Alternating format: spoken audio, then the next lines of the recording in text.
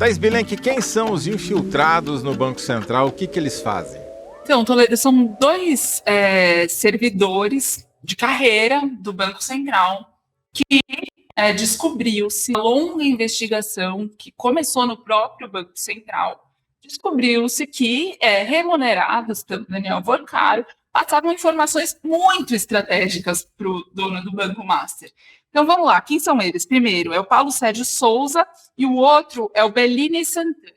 O Paulo Sérgio era o chefe adjunto do Departamento de Fiscalização Bancária do Banco Central. E os dois são de carreira. E o Paulo Sérgio foi diretor de fiscalização do Banco Central ao longo do Bolsonaro, na gestão Roberto Campos Neto. É sob a gestão do Paulo Sérgio, neste posto, que o Daniel Worcaro passa a ser considerado um banqueiro. Que foi o Paulo Sérgio que levou a compra do Banco Máximo e sua transformação em Banco Master.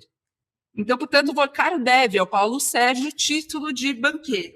O Ailton de Aquino é o sucessor dele nessa diretoria. E o Ailton de Aquino é um diretor de fiscalização do Banco Central indicado no atual governo Lula e assume essa diretoria.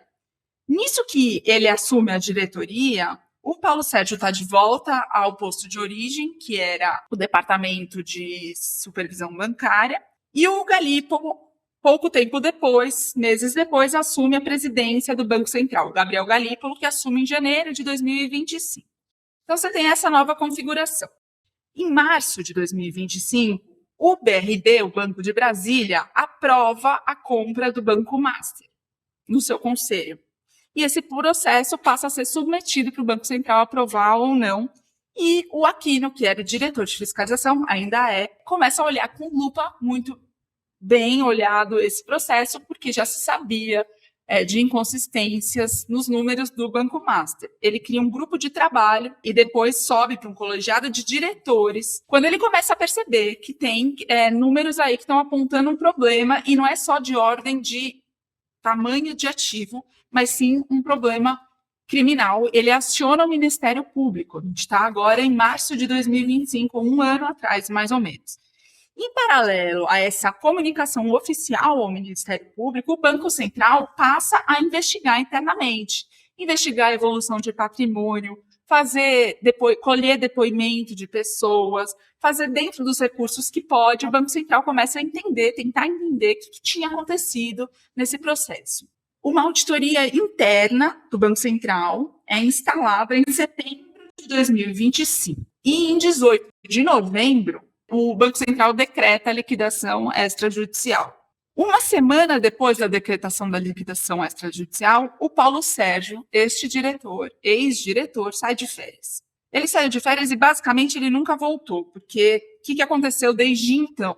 Em finalzinho de dezembro, o Toffoli, ainda relator do caso do Master no Supremo, dá aquela polêmica decisão, pedindo uma calma entre o ex-presidente do Banco de Brasília, Paulo Henrique Costa, o próprio Ailton de Aquino, que era o diretor de fiscalização indicado nesta atual gestão, e o Worcaro. E o Banco Central apela para o Supremo dizendo que não tinha entendido a motivação de fazer uma cariação com o diretor de fiscalização. Então, ali já começa uma certa tensão, uma grande tensão, né, entre o Banco Central e o Supremo. Isso dizendo também que o Ailton de Aquino tinha dado voto favorável à liquidação do Master. Em 8 de julho, portanto, pouco mais de uma semana depois disso, o Paulo Sérgio e o Bellini Santana, que é o outro colega dele, desse departamento de supervisão bancária, são afastados do Banco Central. E o Banco Central, neste momento, comunica no canal oficial à Polícia Federal. E a Polícia Federal, a partir daí, quebra sigilo telemático e bancário e todos os outros instrumentos que tem para fazer investigação nos moldes da Polícia Federal, que são muito diferentes dos moldes do Banco Central. É nessa hora que fica se sabendo, por exemplo, que a Polícia Federal descobre nas mensagens do Worcaro, do Zettel e de outras pessoas que tiveram celulares apreendidos e tudo mais, que, por exemplo, o Paulo Sérgio, este que tinha dado autorização para viabilização, pensa do Banco Master, comenta com o Daniel Worcaro que estava indo para a Disney, dos Estados Unidos, e que o Daniel Worcaro prontamente arranja um guia turístico para essa viagem.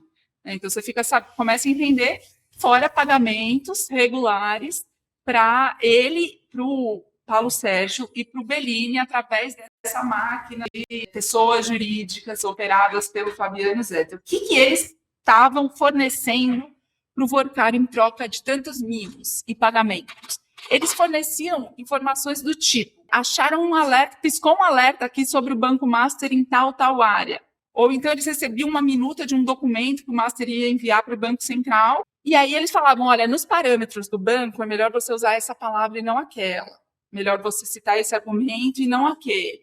Ou mais, eles podiam sugerir uma estratégia mesmo, para viabilizar a aprovação desse processo aqui, você tem que usar tal argumento, falar tal coisa. Então, eles tinham um papel fundamental para viabilizar, né, os pedidos e operações do Master no Banco Central. Quando a bola dessa investigação do Banco Central passa para a Polícia Federal, para o Ministério Público, passa a ser uma questão que não é mais a fraude de 12 bilhões de reais dos ativos podres do Banco Master, passa a se falar de um caso de máfia, como estamos repetindo ao longo desse programa, que era de uma teia espalhada por todas as instituições centrais da República. Uma semana depois deles serem afastados, e a bola está agora na mão da polícia e do Ministério Público, o Andrei Rodrigues, diretor-geral da Polícia Federal, e o Gabriel Galípolo fazem um encontro institucional e fazem questão, inclusive, de publicar uma foto dos dois juntos num gesto de que tinha alinhamento, né, em relação a isso, porque já tinha um fogo danado do Supremo e do Congresso contra as investigações da Polícia Federal em relação ao Banco Master. Aí você tem muita gente que diz o seguinte: se isso vem lá de 2019, 2020, lá de trás, desde o governo Bolsonaro e desde a gestão do Roberto Campos Neto, por que não se parou com esse negócio antes, né? Por que ninguém percebeu e só foi perceber depois que o Galípolo assume o Banco Central? Eu ouvi uma explicação que é a seguinte, que é uma sobre a gente fazer e entender um pouco também como que essas infiltrações e corrupções dentro do sistema também avançam. Os bancos são classificados no Banco Central de S1, S2, S3 e S4. Você tem uma soma em todas as carteiras dos bancos de 15 trilhões de reais.